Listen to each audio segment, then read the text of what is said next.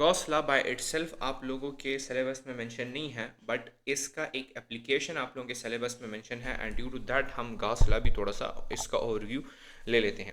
Simply आप लोगों ने ये याद रखना है कि गॉस लॉ स्टेट करता है कि that the total flux through a closed surface is equal to the charge enclosed by that surface, charge enclosed by the surface divided by the permittivity of free space। बाकी detail में जाने की ज़रूरत नहीं है, बस सिंपल ये है कि फाई इलेक्ट्रिक फ्लक्स बराबर है the total charge enclosed by the surface divided by the permittivity of free space, so epsilon naught। this is actually जो कि आप लोगों को याद रखना है। ज़्यादा इम्पॉर्टेंट टॉपिक है असल में गॉस लॉ की एप्लीकेशन। गॉस लॉ को हम लोग अप्लाई कर रहे हैं, यहाँ पर आप लोगों की बुक में इसको अप्लाई किया है to find out the electric field intensity. और केस नंबर 1 उन्होंने आप लोगों को दिया है, केस नंबर 1 आप लोगों को दिया है इलेक्ट्रिक फील्ड इंटेंसिटी या electric field inside a conductor. मैंने आप लोगों को पहले बताया था कि कंडक्टर के अंदर चार्जेस रिजाइड नहीं करते। आप लोगों के पास ये एक स्फेयर है और इसको अगर तो आप लोगों ने चार्जेस दे दिए तो ये चार्जेस इस ऑब्जेक्ट के सरफेस पे आ जाएंगे बिकॉज ऑफ रिपल्जन। तो तमाम के तमाम charges will be deposited on the surface of that conductor and inside the conductor Q will always be equal to 0। so automatically electric flux जो है जब आप लोगों ने Q को 0 कर दिया है बाय एप्सिलॉन नॉट तो वो भी आप लोगों के पास 0 ही आएगा। And what is electric flux? Electric flux is actually E, the electric field intensity multiplied by the area vector। Okay? So area तो ज़ीरो नहीं हो सकता, तो फ्लक्स इसीलिए ज़ीरो है क्योंकि इलेक्ट्रिक फील्ड इंटेंसिटी ज़ीरो है। So from here by using Gauss law हम लोगों ने ये चीज़ फाइंड आउट की है कि inside a conductor the electric field intensity or the electric field is actually equal to 0, and this is a very important point for MCQ। ये आप लोगों ने कभी भी नहीं भूलना। एंड पोटेंशियल ग्रेडियंट के टॉपिक में आप लोग पढ़ोगे कि the negative of the difference of potential divided by the position vector r is actually equal to the electric field intensity। तो जब आप लोगों ने electric field intensity inside a conductor zero कर दी है तो ऑटोमेटिकली आप लोगों के पास द चेंज इन पोटेंशियल भी ज़ीरो आ जाएगा। चेंज इन पोटेंशियल यानी पोटेंशियल डिफरेंस आप लोगों के पास ज़ीरो आएगा, and this infers that the potential inside a conductor is constant. तो कंडक्टर के अंदर at each and every point the potential will be constant. This is an important खबर। Sorry I used Pashto, but this is an important बात। हाँ, अब inside तो charges नहीं हैं, तो तमाम के तमाम चार्जेस हमने कहा कि वो सरफेस के ऊपर डिपॉजिट करते हैं। तमाम के तमाम charges will be deposited on the surface. So अगर तो हम बाहर से देखें तो ये conductor will act as a point charge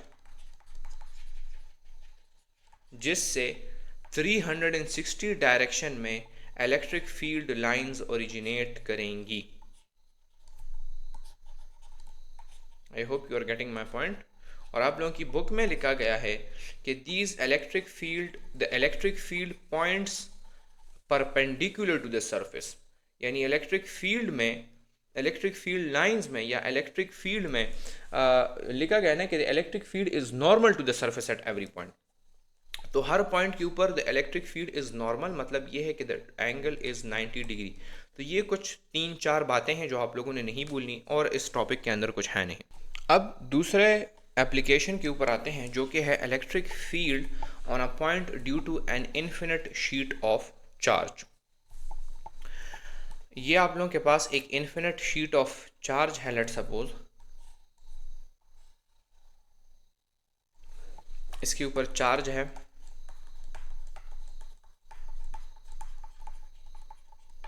okay, और यहाँ पर आप लोगों के पास एक पॉइंट है P। तो आप लोगों से पूछा जाएगा कि इस पॉइंट के ऊपर इलेक्ट्रिक फील्ड क्या है, and electric field by generally इस डायरेक्शन में है। तो एफएससी के लिए तो आप लोगों ने डिराइवेशन को सीखना है, but from the MDCAT perspective आप लोगों को डिराइवेशन की कोई ज़रूरत नहीं है। सिंपली आप लोगों ने याद रखना है कि इन्फिनिट शीट के लिए इलेक्ट्रिक फील्ड इंटेंसिटी बराबर होती है 2 sigma divided by 2 epsilon not. And what is sigma? Sigma is actually, sigma आप लोगों के पास इक्वल होता है चार्ज बाय ए। तो उसको अगर आप लोग डिकोड करोगे तो आप लोगों के पास बन जाएगा Q divided by 2 epsilon not the area of the sphere surrounding the sheet. आप लोगों को एमसीक्यू में वैल्यू दी गई होगी, आपने सिंपली उन वैल्यूज़ को इस इक्वेशन के अंदर पुट करना है and you will get your answer. एक इंपॉर्टेंट चीज़ जो आप लोगों ने यहाँ पर याद रखनी है वो ये है कि the electric field does not depend on the distance from the sheet. Okay, the electric field does not depend on the distance from the sheet, क्योंकि आप लोगों के पास इक्वेशन के अंदर there is no mentioning of the r. Okay, इसी तरह जो आप लोगों का थर्ड एप्लीकेशन है that is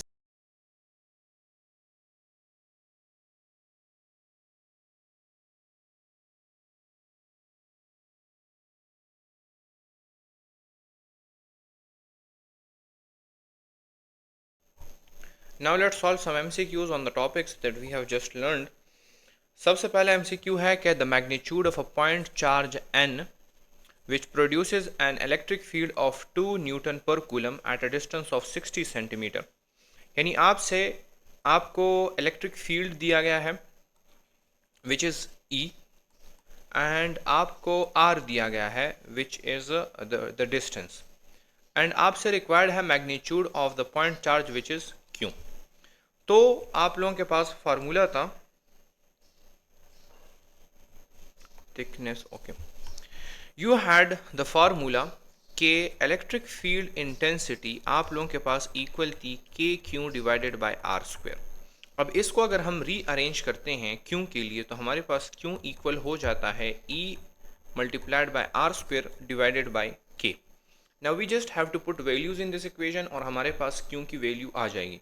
E हमारे पास है 2 न्यूटन पर coulomb, okay, you don't need to write the units, बस डायरेक्ट आप वैल्यू ही निकालें। R हमारे पास चूंकि यहाँ पर 60 सेंटीमीटर है, इसको हम कन्वर्ट करेंगे मीटर में तो वो हमारे साथ बन जाएगा 0.6 मीटर। इसको हमने 100 पर डिवाइड कर देना है, okay, so we'll gets 0.6 and K की वैल्यू हमें पता है 9 इंटू 10 की पावर -9, और यूनिट्स की ज़रूरत यहाँ पर हमें नहीं है। अब इसके ऊपर स्क्वायर भी है, ओके, 0.6 का जब आप लोग स्क्वायर लोगे तो आप लोगों के पास वैल्यू आएगी 0.36, ओके, एंड इसको आप लोगों ने मल्टीप्लाई कर देना है 2 के साथ, डिवाइड कर देना है 9 इंटू 10 की पावर -9। अब इस कैलकुलेशंस को आसान बनाने के लिए you convert this 0.36 into scientific notation. तो पॉइंट को 2 डिजिट्स हम इधर लेके आएंगे तो हमारे पास बन जाएगा ये 2 मल्टीप्लाई बाय 36 इंटू 10 की पावर -2 divided by 9 into 10 की power -9। Now 9 ones are and 9 fours are 36, 2 into 4 is equal to 8, 8 multiply by, ये 9 जब ऊपर जाएगा तो it would be converted into 10 की पावर +9, और 9 minus 2 will give you the answer 10 की power 7। So that is how you solve this। तो ये आप लोगों के पास बन जाएगा 8 इंटू 10 की पावर 7, ये +7 है, okay. Now let's move on to the second question, that is, in a uniform electric field which statement is correct. Uniform electric field है और कौन सा स्टेटमेंट आप लोगों के पास करेक्ट है?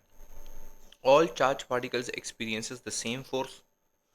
All charged particles move with the same velocity. All electric field lines are directed towards the positive charge.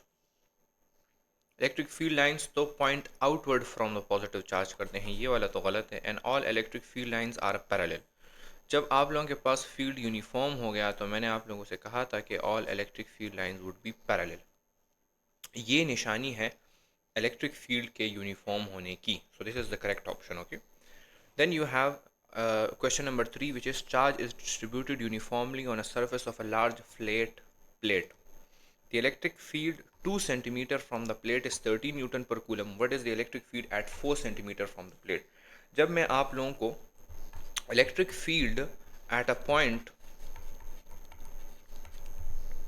point due to infinite sheet of charge मैं आप लोगों को पढ़ा रहा था. Infinite sheet of charge.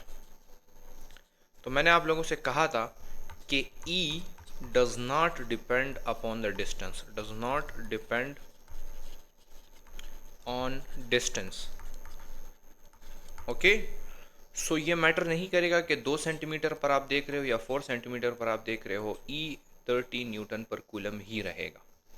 So the correct option is B. Then let's move on to question number 4, which is before a thunderstorm the hairs on your head stands on its ends. Okay, a hair with mass 0.5 milligram and charge 1 picometer is supported by a force due to an electric field. Ignore any other forces than the weight of the hair and electric force. And what is the electric field strength? देखो, सबसे पहले तो जब आप लोग एक बड़ा MCQ देखते हो तो आपने घबराना नहीं है उससे. ये बड़ा MCQ है, you don't have to panic. काफ़ी आसान MCQ है. दोबारा इसको हम पढ़ते हैं. Before a thunderstorm the hair on your head stands up. वो कह रहे हैं कि आप लोगों का ये सर है और जो आप लोगों के हेयर है वो कड़ा हो गया. It stood on it's and. Okay, a here with mass 0.5 mg. अब इस हेयर का मास है 0.5 मिलीग्राम, लेकिन इसको आप लोगों ने SI यूनिट्स में कन्वर्ट करना है एंड किलोग्राम में ये आप लोगों के पास बन जाएगा 0.5 मल्टीप्लाइड बाय 10 की power -6 kilograms.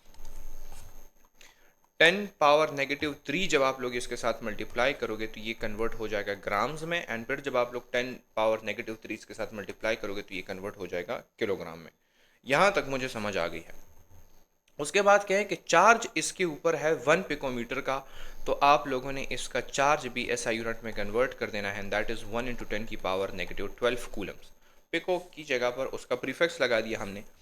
Ignore any other forces then the weight of the hair and electric force. यानी इस हेयर को सोलली एंड होलली कौन सा फोर्स, किस फोर्स ने कड़ा किया है, that force is the electric force. और इसको नीचे की तरफ खींच रहा है the weight of that hair. तो नीचे इसको खींच रहा है the weight of the hair and इसको कड़ा किया है इलेक्ट्रिक फोर्स ने. तो अगर हमें वेट का पता चल जाए तो वही उसका इलेक्ट्रिक फोर्स भी है.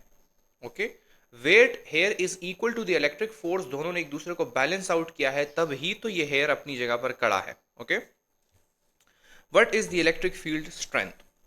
तो इलेक्ट्रिक फील्ड स्ट्रेंथ आप लोगों के पास बराबर है force multiply by the charge. Force मैंने आप लोगों को कहा कि that is equal to the weight of that hair. तो वेट हमारे पास क्या होता है, mg होता है एंड q. मास आप लोगों को दिया गया है 5.5 इंटू 10 की पावर -6. इसको आप लोगों ने मल्टीप्लाई कर देना है 9.8 के साथ एंड उसको आप लोगों ने मल्टीप्लाई कर देना है 1 × 10 की power -12. And when you do that आप लोगों के पास जवाब आ जाएगा 4.9 × 10 की power 6 Newton per coulomb. So this is how much easy this question was if you break it down and if you do not panic. Okay, आराम से आपने हर एक MCQ को जांचना है, तब ही जाकर वो MCQ आप लोगों से सॉल्व होगा.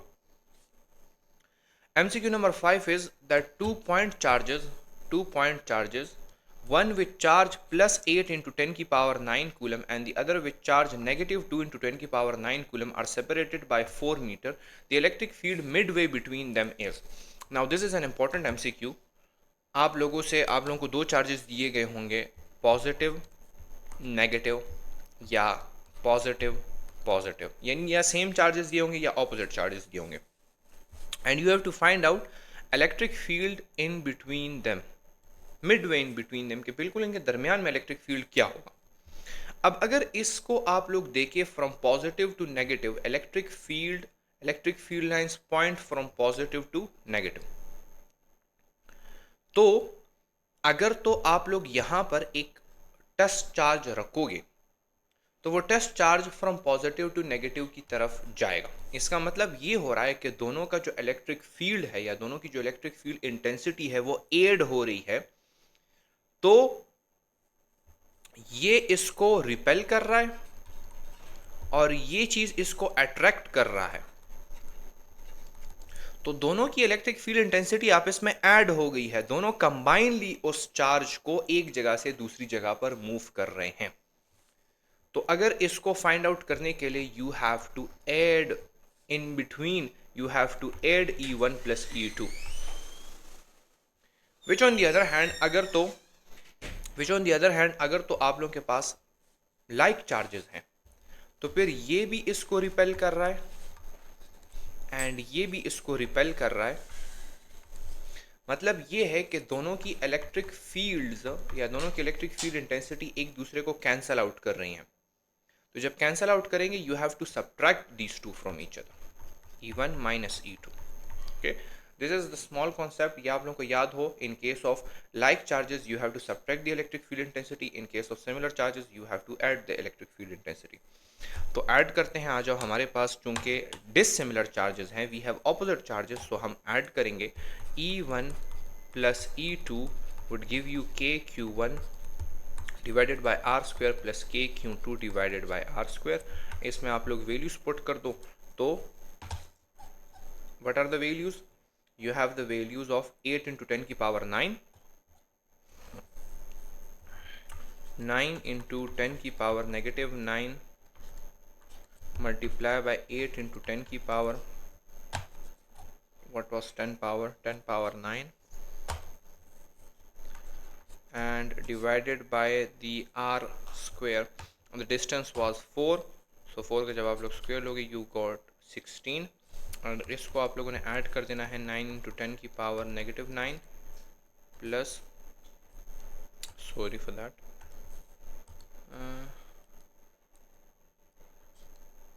मल्टीप्लाइड बाय नेगेटिव 2 था आई थिंक. हाँ, जब आप लोग ये चीज़ करोगे फिर आप लोगों ने साइन पुट नहीं करने with the charges. You don't have to put the signs with the charges. Okay, 10 into 2 into 10 की power 9 divide that by 16. So after the calculation आप लोगों के पास जवाब आ जाएगा 22.5 न्यूटन पर कूलम. जाते हैं नेक्स्ट MCQ के ऊपर. In the direction of electric field lines, we have MCQ number 6 which state that in the direction of the electric field lines क्या होता है? The potential must increase, the potential must decrease, the electric field strength must increase, the electric field strength must decrease. आइए देखते हैं कि क्या होता है. You have a positive charge and the electric field lines point radially outwards. Okay, outwards है. यहाँ पर हम एक पॉजिटिव टेस्ट चार्ज रखेंगे. तो इन the direction of the electric field lines, इसके ऊपर फोर्स पड़ रही है इस डायरेक्शन में, तो इसके ऊपर वर्क डन हो रहा है in that direction and that work done is positive. तो जब वर्क डन पॉजिटिव होगा, मैंने आप लोगों से कहा था कि the potential must decrease. When you are moving away from a positive charge, the potential decreases. क्योंकि पॉजिटिव को हम यूजुअली एट हाई पोटेंशियल लेते हैं. So when you are moving closer to the positive charge, your potential is increasing, but when you are moving away from the positive charge, your potential is decreasing. So the correct option is B. After that MCQ number 7, the unit of electric intensity is what? Unit of electrical intensity आप लोगों की book में ये दोनों units दिए हैं, Newton पर coulomb and you have got volt पर मीटर। बट अगर आप वोल्ट पर मीटर को देखें तो इससे आप लोगों के पास ये यूनिट भी आता है, because volt by itself is equal to joule per coulomb. Okay, so volt metre था आपके पास, नीचे मीटर भी था, तो यहाँ पर आप मीटर डाल दें, so that is also a correct option. तो इसमें जो करेक्ट ऑप्शन है that is all of these. ये एमसीक्यू रिपीट हो चुका है बार बार, this is an important MCQ, so you have to remember this. After that, MCQ number 8 is the electric field at a certain distance from an isolated alpha particle is 3 into 10 की power 7 Newton per coulomb. What is the force on electron when at that distance from the alpha particle? Okay, simple, हमारे पास electric field intensity का equation है that electric field intensity equals to the force per unit charge. Okay, now you have आप लोगों से मांगा जा रहा है द फोर्स, सो इसको हम रीअरेंज करते हैं। Force is equal to q यानी the charge multiply by the electric field intensity. Now we know that the magnitude of charge on an electron is 1.6 into 10 की power negative 19, and when you multiply that with the electric field intensity, that is 3 into 10 की power 7, you get the answer 4.8 into 10 की power negative 12। ये कुछ MCQs थे and in पर आप लोग practice कर लें। Now let's move on to the next topic which is electric potential. So what is electric potential? Simply आपकी बुक में डिफाइन किया गया है कि it is the work done per unit charge in bringing a plus positive charge from infinity to a point in the electric field is called as the electric potential of that point. Simple अल्फाज में आप लोगों के पास एक electric field है, let's say what do you have? You have an electric field, let's say you have a charge Q and उसके इर्द गिर्द एक इलेक्ट्रिक फील्ड है, एक जगह है।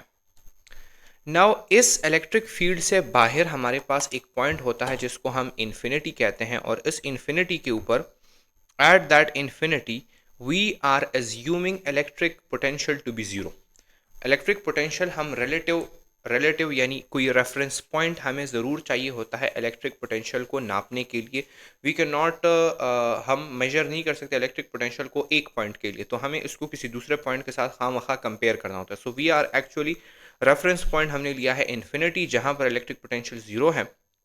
यहाँ पर एक चार्ज होता है हमारे पास, और उस चार्ज को के ऊपर जब हम वर्क डन कर रहे होते हैं, उस चार्ज को हम लेकर आ रहे होते हैं इनसाइड द फील्ड यहाँ पर, तो we are applying certain force on that charge and that charge is covering certain displacement। तो ये क्या है? This is actually the work done upon that charge। इस ही वर्क डन को जब हम उस चार्ज की क्वांटिटी के ऊपर डिवाइड करेंगे, this will give us a quantity called as the electric potential of that point जिस पर हम उस चार्ज को लेकर आए हैं। मेरे डायग्राम ज़रा अच्छे नहीं हैं, but try to focus on my words. Okay, हम फ्रॉम इन्फिनिटी एक चार्ज को उठाकर लाए हैं और उसको इनसाइड द फील्ड लेके आए हैं। ये चार्ज भी पॉजिटिव है, this charge is positive, so they repel each other, और उस रिपल्शन को ख़त्म करने के लिए we are actually applying a force. तो हम वर्क डन कर रहे हैं, and that work done when divided by the quantity of that charge by the magnitude of that charge give us a quantity called as the electric potential of that point। एक definition होगी। The second definition is that the change in the potential energy of a charge per unit charge in bringing it from infinity to that point। When we are applying a work done, when we are doing work done, we are actually bringing a change in the potential energy of that charge। Work energy theorem में मैंने आप लोगों को पढ़ाया था ना कि work done is equal to the change in potential energy. यहाँ पर इस पॉइंट के ऊपर, let me clean this the diagram a bit, wait. Okay, मैं ज़रा डायग्राम क्लीन कर दूँ।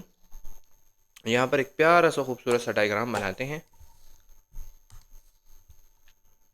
You have a circle, this is the electric field, बीच में आप लोगों के पास एक चार्ज क्यों है। Okay, at this point certain potential energy है इस चार्ज क्यों की। I don't know what potential energy इसकी है, मोस्ट प्रॉब्ली ज़ीरो है क्योंकि वो फील्ड से बाहर है। अब इसको जब मैं अंदर की तरफ लेकर आऊंगा, I am going against the field. Okay, I am going against the field, और आप लोगों को पता होना चाहिए कि अगेंस्ट द फील्ड जब आप लोग जाओगे तो पोटेंशियल एनर्जी में इंक्रीज आएगा। अब यहाँ पर इसकी एक दूसरी पोटेंशियल एनर्जी है, this is potential energy 1 and this is potential energy 2। तो चेंज इन पोटेंशियल एनर्जी हमारे पास हो गई potential energy 2 minus potential energy 1, and यही इक्वल है टू द वर्क डन। इतना ही हमने उसके ऊपर वर्क डन किया है फ्रॉम ब्रिंगिंग इट। सो इसी क्वांटिटी को when I divide this by Q, when I divide this by Q, when I divide this by Q will give me V, the voltage, the potential difference. Simple, तो टोक जवाब में simple अल्फाजों में यही है। ये हो गया। आसान अल्फाज में अगर तो मैं आप लोगों से कहूँ तो आसान अल्फाज में किसी पॉइंट पर 1 कूलम चार्ज के साथ जितनी तवानाई होगी वही उसकी पोटेंशियल एनर्जी, वही उसकी इलेक्ट्रिक पोटेंशियल है। सही है। आप लोगों के पास potential energy, electric potential is a scalar quantity. इस पॉइंट के ऊपर मैं आता हूँ। Okay, potential is a scalar quantity यानी you don't need a direction. The SI unit is volt. अब वोल्ट को ज़रा आप लोग देखें, वोल्ट वी की जगह पर लगाया, वर्क डन की जगह पर आप लोगों ने जाउल्स लगा दिया और नीचे आप लोगों ने कूलम लगा दिया। किसी पॉइंट पर 1 कूलम चार्ज के साथ जितनी तवानाई होगी, जितनी एनर्जी होगी, वो उस पॉइंट की इलेक्ट्रिक पोटेंशियल है। ये बात आप लोगों ने कभी भी नहीं भूलनी। और 1 वोल्ट को हम डिफाइन करते हैं, the potential is 1 volt at a point if 1 joule of work is done by bringing the charge from infinity to that point. यानी अगर इन्फिनिटी से टू द पॉइंट आप लोगों ने 1 जाउल का वर्क डन किया है 1 कूलम चार्ज के ऊपर, तो आप लोगों के पास electric potential of that point, जिस पॉइंट पर आप लेकर आ गए हो उस चार्ज को, that is 1 volt.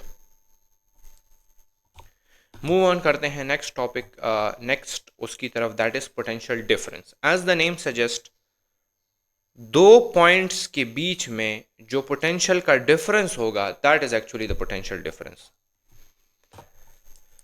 This is a positive plate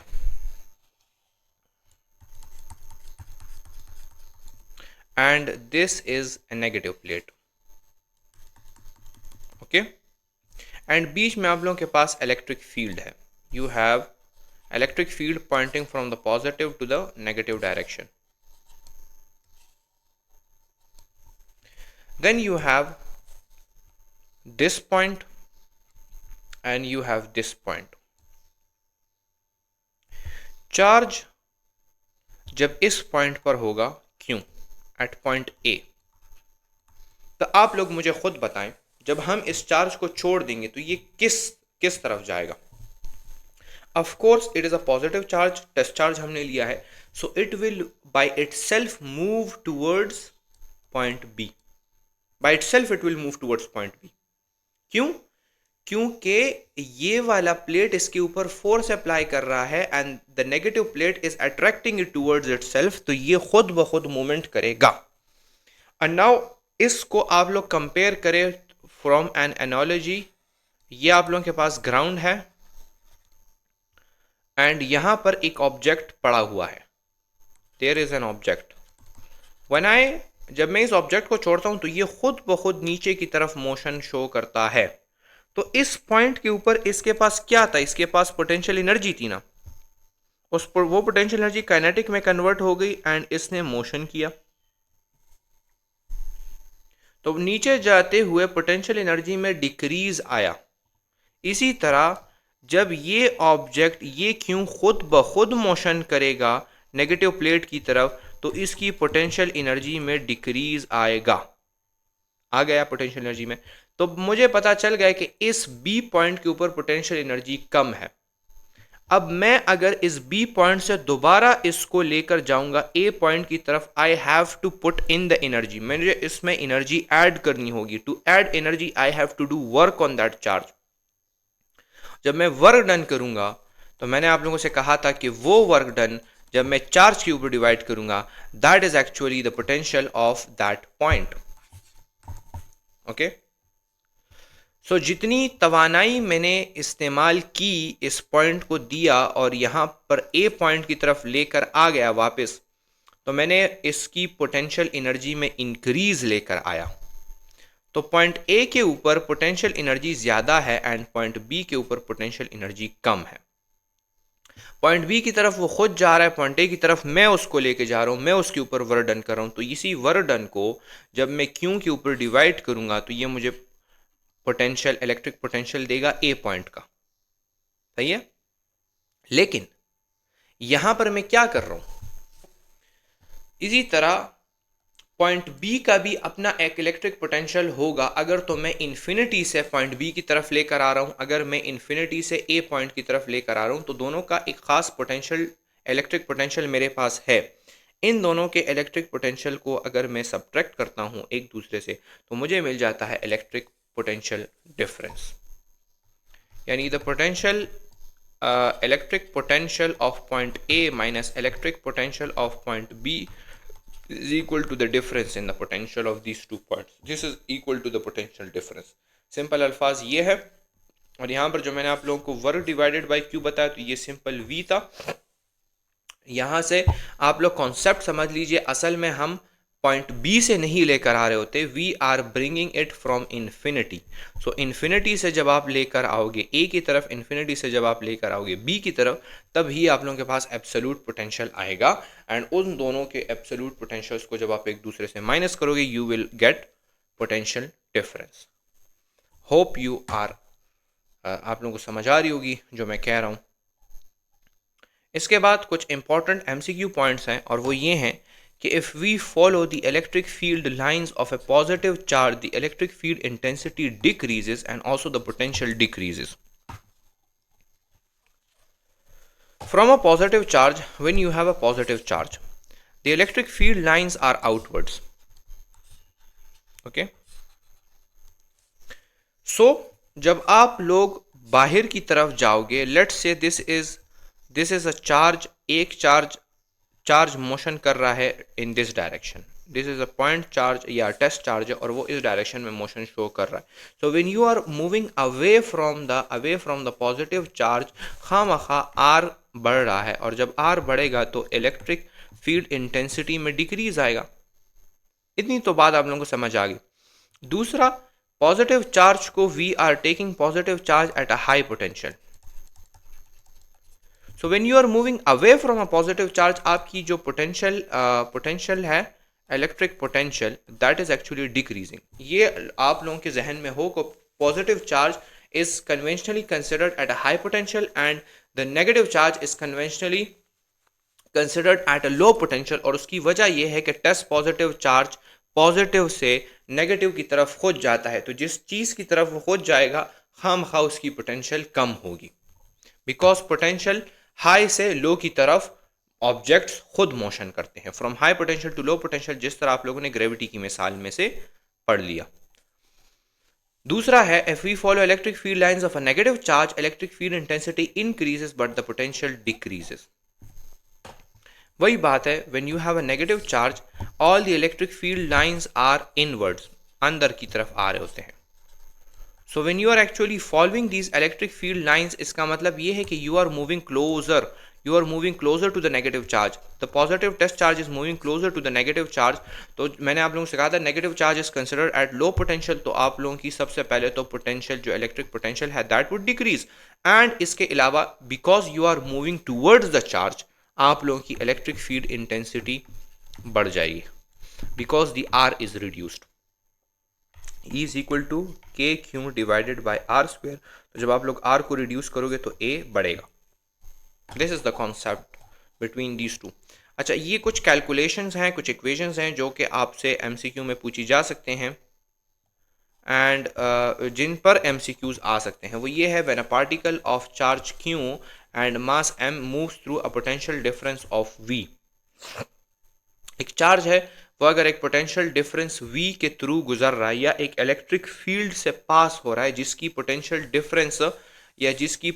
difference V है, this is N electric field, सही है, और लेट से इसकी पोटेंशियल डिफरेंस V है और इसके अंदर एक चार्ज मोशन कर रहा है, तो उसका वर्क डन बराबर होगा that charge multiply by the voltage. और ये कहाँ से हमारे पास आया है, voltage is equal to work done divided by charge. इसको आप लोग रीअरेंज करोगे, इससे आप लोगों के पास ये बन जाएगा। इसी तरह V जो है तो वो बराबर होता है the change in potential energy divided by Q। इसको आप रीअरेंज करोगे तो potential energy, the difference in potential energy would be equal to the charge multiply by the V। And similarly V बराबर होता है the change in kinetic energy divided by Q। इसको आप लोग रीअरेंज करोगे तो आप लोगों के पास ये आ जाएगा। ओके, अब V से ये किस तरह बनता है एंड मोमेंटम से ये किस तरह बनता है, इसको ज़रा समझते हैं। आ जाए, मैं ज़रा यहाँ से इस चीज़ को मिटा दूँ। हाँ, ओके, वी नो कि काइनेटिक एनर्जी हमारे पास बराबर है क्यू वी के। ये अभी हमने लोगों ने पढ़ा, काइनेटिक एनर्जी बराबर है half M V square is equal to Q V. तो यहाँ से वी स्क्वायर मेरे पास बराबर हो जाएगा, ये 2 यहाँ पर मल्टीप्लिकेशन में चला जाएगा तो ये हो जाएगा 2 Q V divided by M. Square root ले लेता हूँ, so V is equal to 2 Q V divided by M. Derivation सीखा करें, फिर आपसे इक्वेशंस के एंड फॉर्म नहीं भूलेंगे। ये आप लोगों के आ गई velocity of that charge particle. इसी तरह मोमेंटम के लिए हम लोग किस तरह फाइंड करेंगे, मोमेंटम मुझे पता है that momentum is equal to 2m multiply by kinetic energy. So 2m kinetic energy मेरे पास क्यू वी के बराबर है। अब इंटरेस्टिंग फैक्ट्स ये हैं कि the momentum is directly proportional to the under root of mass, momentum is directly proportional to the under root of charge, and momentum is directly proportional to the under root of voltage. And similarly, velocity is inversely proportional to mass. Velocity is directly proportional to q, and velocity is directly proportional to the under root of q inversely proportional to the under root of m, and is directly proportional to the under root of v. तो आप लोगों को जब इस तरह का MCQ आ जाए कि if an electron and a proton are accelerated through the same potential difference, then which of the following statement is true? Both will gain the equal kinetic energy because kinetic energy is equal to qv.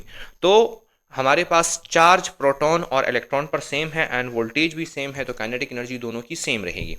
Electron will gain greater speed, बिल्कुल यही बात है। Velocity is inversely proportional to the under root of mass, तो जिसका मास कम है उसकी velocity automatically ज़्यादा होगी। Proton will gain greater momentum, वही बात है कि momentum is directly proportional to the under root of mass, तो जिसका मास ज़्यादा होगा उसकी मोमेंटम ज़्यादा होगी। सो इसका जो करेक्ट ऑप्शन है that is actually all of these. Now let's move on to our next topic, that is potential gradient. A potential gradient by itself is not mentioned in your curriculum, but जो electric field intensity E है उससे related इसको और potential gradient को relate करके अक्सर इसके MCQs में potential gradient के MCQs आ जाते हैं। So potential gradient is just a quantity, हम कहते हैं the rate of change of electric potential delta V with respect to the displacement delta R is known as the potential gradient. Let's say you have an electric field. सही है, आपके पास ये positive plate है, this is a positive plate, and then you have a negative plate, और इसके बीच में एक इलेक्ट्रिक फील्ड है आप लोगों के पास। Okay, and then you consider 2 points on this electric field, point B and point A। Charge यहाँ पर है। ओके, जब आप चार्ज को मोशन देते हो from point B towards point A, तो इसके डेल्टा P में चेंज आ रहा होता है। ओके, पोटेंशियल में चेंज आ रहा होता है। पोटेंशियल डिफरेंस, चूंकि जब आप लोग एक पॉइंट से दूसरे पॉइंट की तरफ जा रहे हो within an electric field, तो पोटेंशियल डिफरेंस में या इलेक्ट्रिक पोटेंशियल में चेंज आ रहा होता है। Potential difference is not a good word, और न चार्ज, पोटेंशियल चार्ज की प्रॉपर्टी नहीं है। Potential is a property of the point inside an electric field. So when you are moving against the electric field, the potential is actually increasing. Okay, so potential में increase आ रहा है, इसका मतलब है कि पोटेंशियल चेंज हो रहा है। उस ही पोटेंशियल को if we divide that by the change in distance, कि जितना फासला आप लोग तय कर रहे हो, this is given the quantity, this is given the name called as potential gradient. Potential gradient. Simple ये बातें हैं कि आप एक पॉइंट से दूसरे पॉइंट की तरफ जा रहे हो तो पोटेंशियल में डिफरेंस आएगा, पोटेंशियल में चेंज आएगा। उस ही चेंज को अगर आप लोग डिस्प्लेसमेंट, जितना चेंज डिस्प्लेसमेंट में आप लोग ला रहे हो उस पर डिवाइड कर दो, you will get a quantity called potential gradient. So potential gradient is delta V divided by delta R, and it is a vector quantity. You need to identify the direction. A potential by itself is a scalar quantity, but potential gradient is a vector quantity. You need to आप लोगों ने इसके साथ direction ज़रूर mention करनी है। फिर एक दूसरी सेंटेंस लिखी गई है कि that the negative of the potential gradient is actually equal to the electric field strength. यानी जब आप लोग पोटेंशियल ग्रेडियंट को नेगेटिव कर दोगे तो वो ऑटोमेटिकली इक्वल होगा टू द इलेक्ट्रिक फील्ड। और इसकी छोटी मोटी डिराइवेशन है आप लोगों की बुक में, दैट इज़ नॉट नेसेसरी, वो आप लोगों से नहीं पूछी जाएगी, बट अगर आप सीख सकते हैं इट इज़ बेटर। ओके, और ये नेगेटिव साइन इसलिए यहाँ पर पुट किया गया है because when you move against the electric field potential में इंक्रीज आ रहा होता है। जैसा कि मैंने आप लोगों को यहाँ बताया कि when you move against the electric field is in this direction and you are moving against the electric field, तो potential में increase आ रहा होता है। that's why हम कहते हैं कि हमने यहाँ पर एक नेगेटिव साइन पुट किया है, because when you are moving in the direction of the electric field वहाँ पर डिक्रीज आ रहा होता है पोटेंशियल में, and when you are moving against the electric field potential में इंक्रीज आ रहा होता है। Okay, so that is the concept of that negative sign, and you should not forget this particular point. Potential increases in opposite direction to the electric field, that is correct. उसके अलावा potential gradient has the same units as electric field intensity, क्योंकि electric field intensity बराबर है negative delta V divided by delta R। so इस चीज़ के units इस चीज़ के unit के equal होंगे, and that is Newton per coulomb, volt per meter और joule per coulomb meter। okay, and also it has the same dimensions। जब unit आप लोगों के सेम हो गए तो डायमेंशंस भी दोनों क्वांटिटीज के सेम ही होंगे। अगर इलेक्ट्रिक फील्ड आप लोगों के पास जीरो हो गया तो पोटेंशियल आप लोगों के पास कांस्टेंट हो जाएगा। And why is that? कि E बराबर है आप लोगों के पास delta V divided by R के। तो जब E आप लोगों के पास जीरो हो गया तो delta V by R zero हो गया। इसको जब आप लोग R को यहाँ पर लेके आओगे तो डेल्टा V आप लोगों के पास जीरो हो जाएगा। इसका मतलब है कि the change in potential is zero, मतलब कि पोटेंशियल आप लोगों के पास कांस्टेंट है, पोटेंशियल इज यूनिफॉर्म। जब किसी चीज़ में चेंज जीरो हो यानी उसमें चेंज नहीं आ रहा तो वो चीज़ कांस्टेंट है ना। अच्छा, इफ़ E इज़ कांस्टेंट, अगर तो आप लोगों के पास ये चीज़ कांस्टेंट हो जाती है तो इसका मतलब ये है कि delta V divided by delta R जो है तो इसमें यूनिफॉर्म चेंज आ रहा है, यूनिफॉर्म चेंज। ये बिल्कुल इसी तरह है कि जब हम लोग कांस्टेंट एक्सेलरेशन डिफाइन करते हैं, हम कहते हैं acceleration is equal to velocity by time. तो जब वेलोसिटी में यूनिफॉर्म चेंज आ रहा हो या इक्वल चेंज आ रहा हो या कांस्टेंट चेंज आ रहा हो in equal intervals of time, तो हम कहते हैं एक्सेलरेशन कांस्टेंट है। ओके, सो यही मिसाल है कि अगर तो पोटेंशियल में आप लोगों के पास इक्वल चेंज आ रहा हो, यूनिफॉर्म चेंज आ रहा हो या कांस्टेंट चेंज आ रहा हो तो इलेक्ट्रिक फील्ड इज़ कांस्टेंट और यूनिफॉर्म। पोटेंशियल डिफरेंस, अच्छा एक MCQ है आप लोगों के पास। Potential difference between two oppositely charged plates is 12 volts. Then the electric field between these two plates is what? अभी हम लोगों ने फार्मूला पढ़ा कि electric field is equal to V divided by, अगर तो इस तरह का कोई MCQ आ जाता है आप लोगों के पास, then you simplify this formula as this is equal to V by R। तो दोनों प्लेट्स हैं, उनके दरमियान में डिस्टेंस आप लोगों को 10 सेंटीमीटर का दिया गया है, ये हो जाएगा 0.1 मीटर।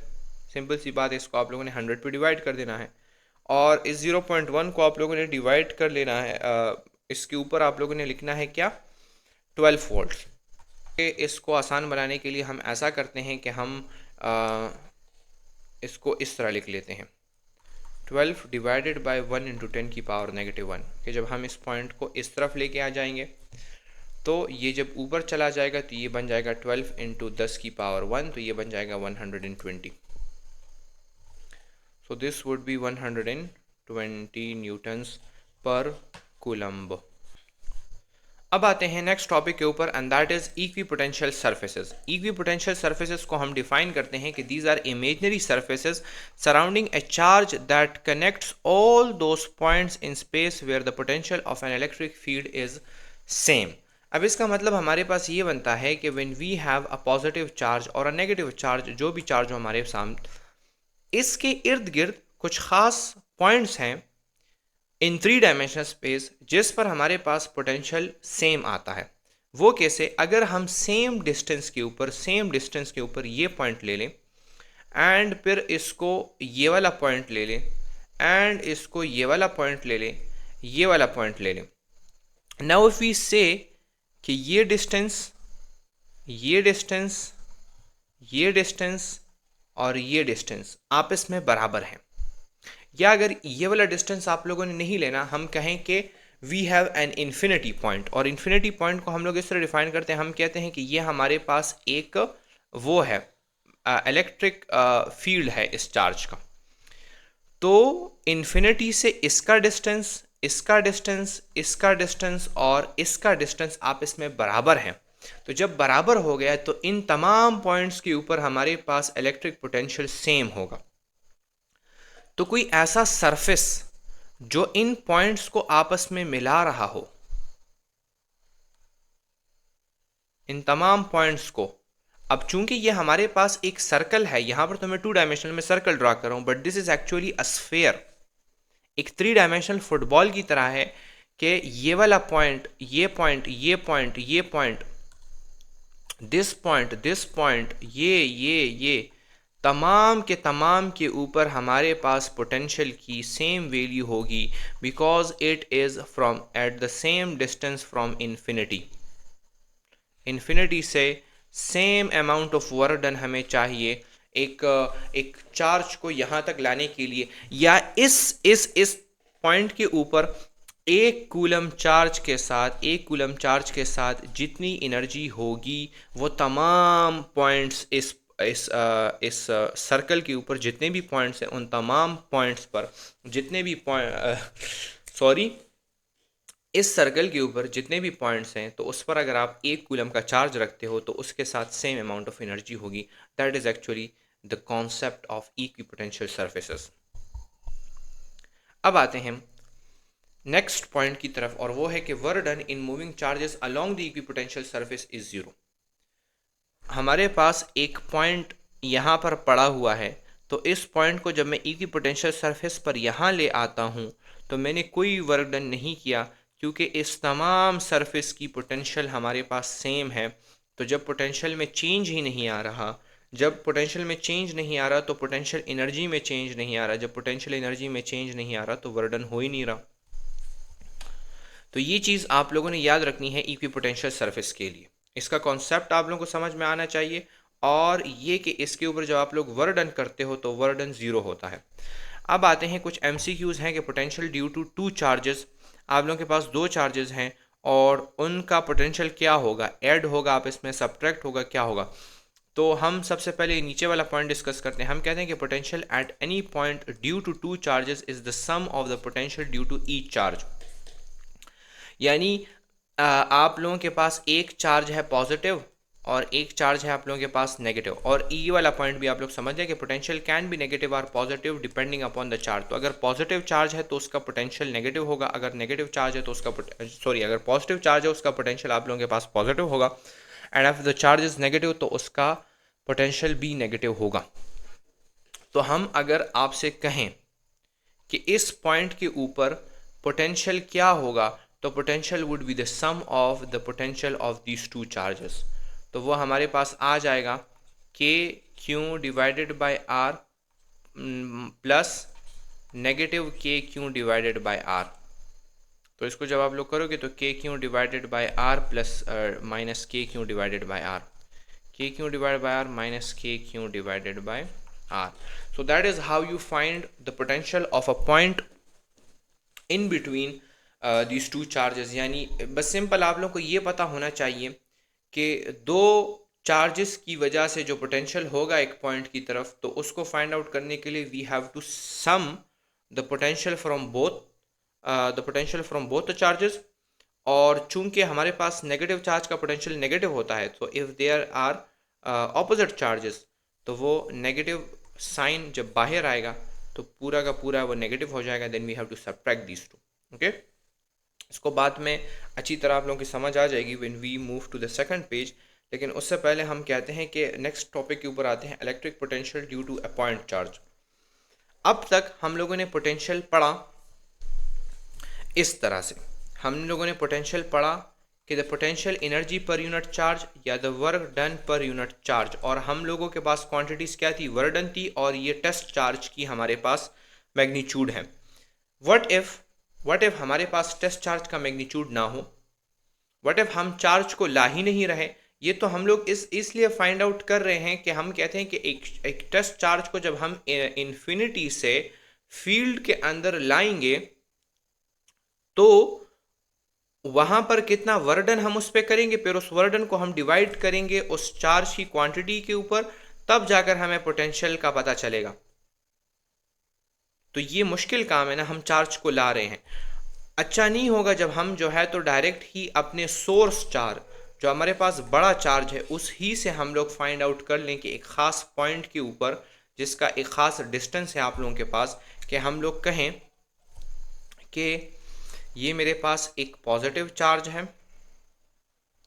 और इसके इर्द गिर्द आई हैव अ फील्ड। तो बजाय इसके कि मैं एक टेस्ट चार्ज ले आऊँ, मुझे डायरेक्ट क्यों पता नहीं चल सकता कि ये एक पॉइंट है, इसका इतना डिस्टेंस है, इसके ऊपर पोटेंशियल क्या है। तो उसको फाइंड आउट करने के लिए हम क्या करते हैं, हम ये वाला इक्वेशन फाइंड आउट करते हैं। इसकी लंबी चौड़ी डिराइवेशन थी, you don't need to memorize that for MDCAT. Simply आप लोगों को ये पता होना चाहिए कि potential energy at a point due to a point charge is equal to k बड़ा charge multiply by the smaller charge divided by r, यानी जो डिस्टेंस है उस पॉइंट की। और फिर इसी पोटेंशियल एनर्जी को जब हम लोग चार्ज के ऊपर डिवाइड करेंगे, that gives us electric potential. तो ये वाला चार्ज और ये वाला चार्ज एक दूसरे के साथ कैंसिल हो जाएंगे and you will get the equation कुछ इस तरह कि पोटेंशियल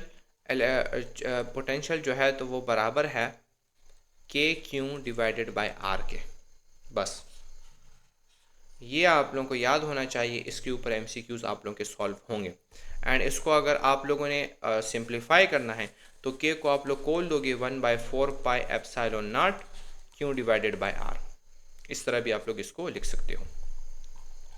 उसके बाद आते हैं कि अगर तो हमारे पास फ्री स्पेस ना हो और चार्ज को कवर किया है किसी इंसुलेटर ने, तो तब हम क्या करेंगे, हमारे पास पोटेंशियल फिर क्या आएगा।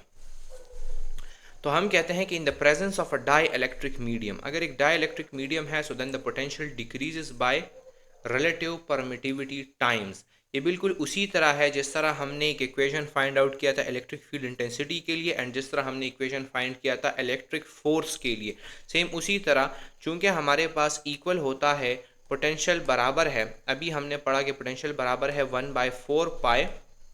पोटेंशियल अगर हम किसी मीडियम के लिए फाइंड आउट करना चाहते हैं तो 4 पाई एप्सिलॉन उस मीडियम की परमिटिविटी लगेगी, and then that would be multiplied by q divided by r. Okay, अब उस मीडियम की परमिटिविटी आप लोगों को पता है कि that is equal to 4 pi epsilon relative epsilon naught और क्यू डिवाइडेड बाय आर। तो अब ये चीज़ बराबर हो जाती है p vacuum divided by epsilon r. So you know कि P medium by a factor of relative permittivity P vacuum से कम होगा। सेम उसी तरह जिस तरह हम लोगों ने फोर्स के लिए किया था, जिस तरह हम लोगों ने इलेक्ट्रिक फील्ड इंटेंसिटी के लिए किया था। अब जनरल एमसीक्यू पॉइंट्स हैं, तो सबसे पहला पॉइंट तो यही है कि potential eight a point Midway in between two equal and opposite charges. अगर आप लोगों को इक्वल एंड ऑपोजिट चार्जेस दिए गए हों तो बिल्कुल इनके बीच में जो पॉइंट है, इनके बीच में जो पॉइंट है उसके ऊपर पोटेंशियल जीरो होगा। और इसको प्रूफ करने के लिए मैंने आप लोगों से कहा था कि पोटेंशियल इन बिटवीन हम लोग फाइंड आउट करने के लिए उन दोनों का सम लेंगे, तो वो हमारे पास पोटेंशियल बराबर हो जाएगा k Q divided by r minus k Q divided by r. Okay, दोनों एक दूसरे को कैंसिल आउट कर देंगे, ये हमारे पास जीरो बन जाएगा। अब ये तो थी मैथमेटिकल कॉन्सेप्ट। वो कॉन्सेप्ट, लॉजिकल कॉन्सेप्ट इसका क्या बनता है? ये हमारे पास पॉजिटिव पोटेंशियल है and here we have negative potential.